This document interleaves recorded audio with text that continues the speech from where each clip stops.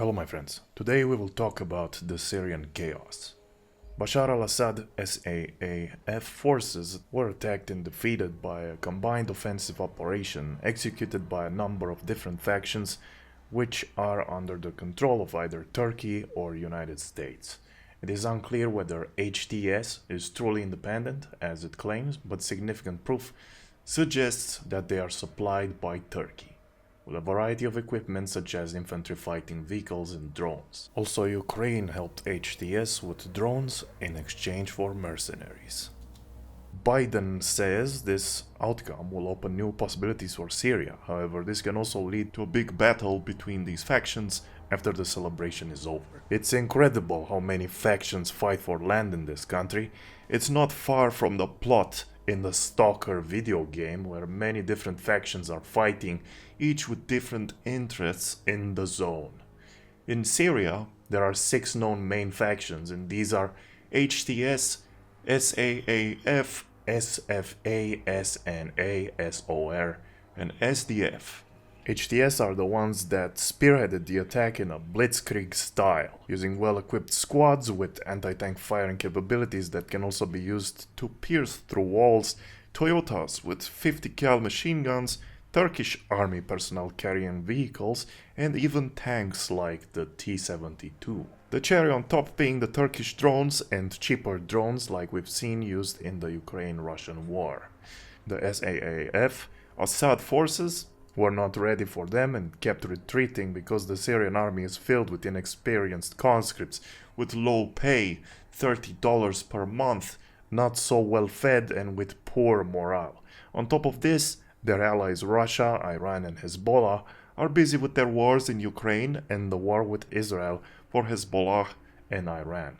HTS was able to take all the territories in no time. They also took all the Syrian army equipment, which later they used to charge on the Syrian army. HTS stands for Hayat Tahrir al-Sham, and it is a coalition of Sunni Islamist insurgent groups evolved from Jabhat al-Nusra, an Al-Qaeda former branch in Syria led by Abu Muhammad al-Jolani. This guy claims now to be very tolerant of other people with other religions and says he will not oppress or torture or behead anybody.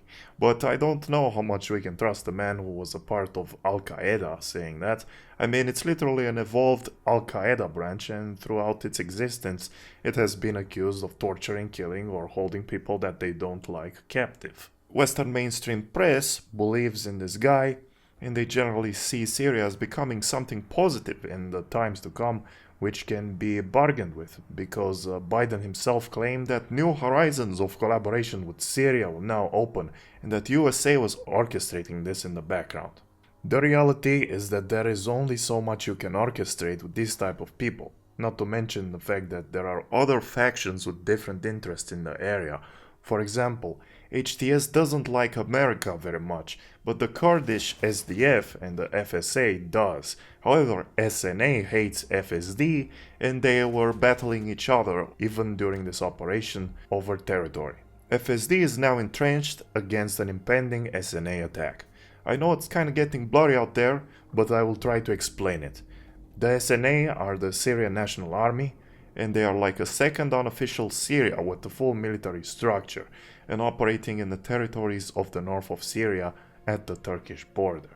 It's in fact very dependent on Turkish supplies and men, so they kind of represent Turkish interests in the region if they want to survive.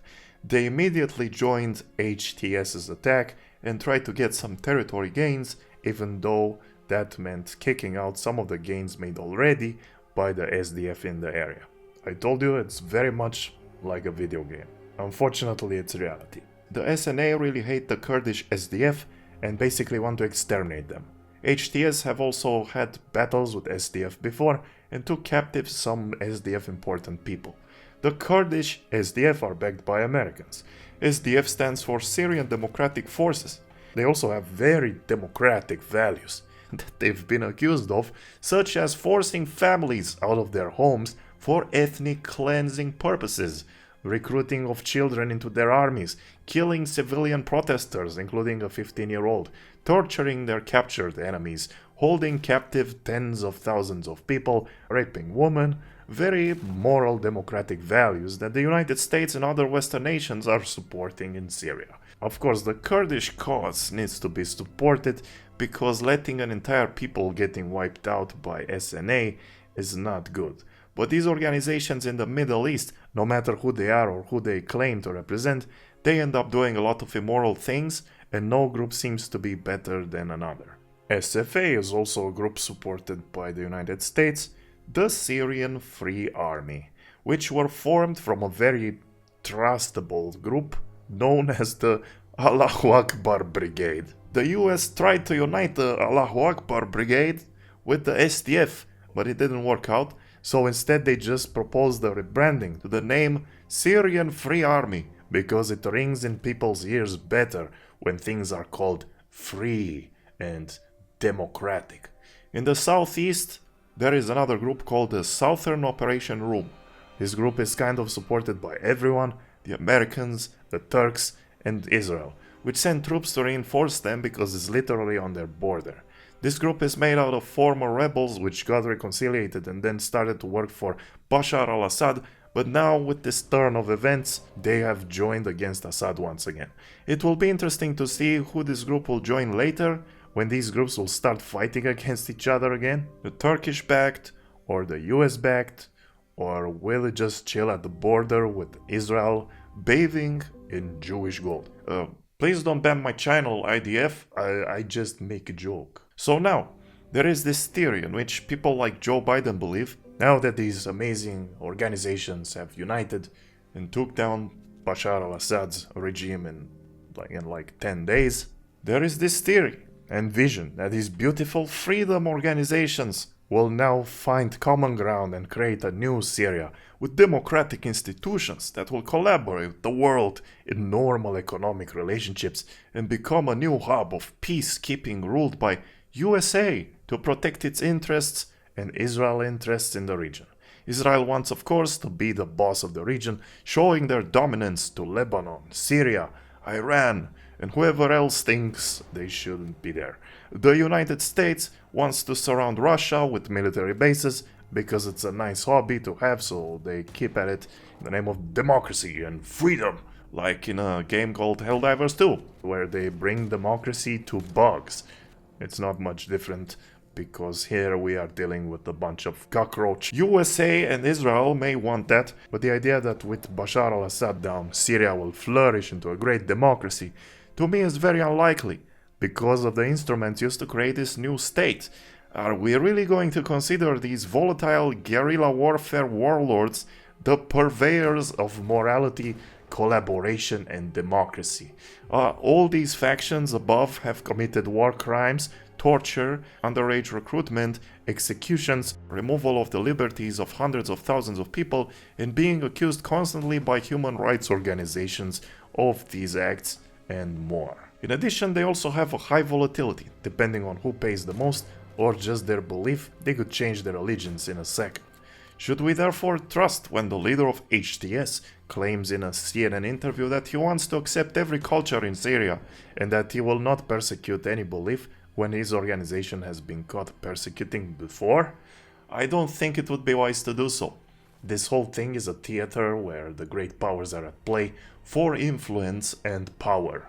But it's hard to tell who is winning, and claims of people saying that they're winning should be taken with a grain of salt because of the volatility of these crazy groups. Moreover, the fact that a Turkish-owned faction like the SNA is at war with a United States-owned faction like the SDF shows us that despite USA and Turkey being both part of NATO, these two countries have different opposing visions of what they want to happen in Syria. Which is why the theory circulating amongst the conspiracy theory media, of which I am also part of, is wrong. The one that says that USA, controlled by Israel, has successfully taken over Syria and will now control the region. There is much more of the game left to be played before we can say that something like that has happened. They want it to happen, but we're not quite there yet. These rebel groups will not be united after the celebration ends, and the fighting will resume. I see superficial articles out there treating the rebel groups like they are just one thing controlled by the United States and Israel, and that's not the case. It just happened that HTS, SFA, SNA, SDF, and SOR had one common enemy, and that was Bashar Al Assad. Now, with him down, these groups are taking different patches of land from the country, and after that they will just fight amongst themselves like in a battle royale video game. Yes, it is true that the Russian foothold in the region was lost, and for sure that is an important strategical win against Russia, and it benefits NATO and the US very much. And Israel is less under pressure after this, and so it can focus more on their own immoral war crimes in Gaza and Lebanon. But that doesn't mean that in Syria there's a pillar of control established by the New World Order, at least not yet.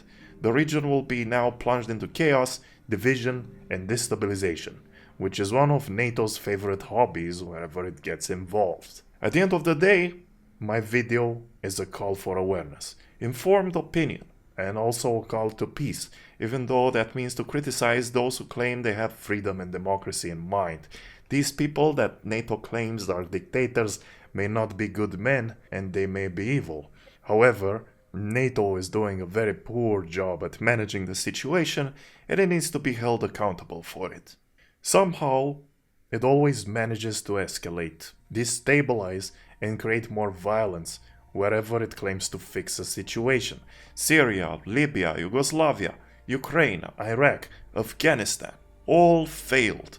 Never once did I find myself saying, yes, NATO and US, you did a great influence here, and what a great negotiation you made. Not one time. Moreover, to see Turkey and US, which are both in NATO, having factions in Syria that fight each other, is really strange, and it's not a sign of unity. The reality is complicated, and is not as simple as the mainstream press reports it, or how the conspiracy press makes its conclusions. It's hard to make conclusions, but sensationalist conclusions are what gets people clicking the videos and the articles.